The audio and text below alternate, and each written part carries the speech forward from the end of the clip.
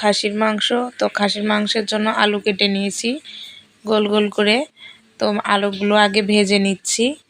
তো আপনারা কে কে মাংসের সাথে আলু খেতে পছন্দ করেন অবশ্যই কমেন্ট করে জানাবেন। আমার কাছে তো যে কোনো মাংসের সাথে আলু খেতে অনেক মজা লাগে। তো আমি আলুটা ভেজে নিয়েছি, তারপর এখানে মাংসটা কষিয়ে নিচ্ছি। তো মাংসটা কষানো হয়ে গেলে এখানে ভেজে রাখা আলুগুলো দিয়ে দিলাম, দিয়ে কিছুক্ষণ জাল করে কষিয়ে নিলাম। আর মাংসটা যত ভালো কষানো হবে খেতে কিন্তু তত বেশি মজা লাগবে।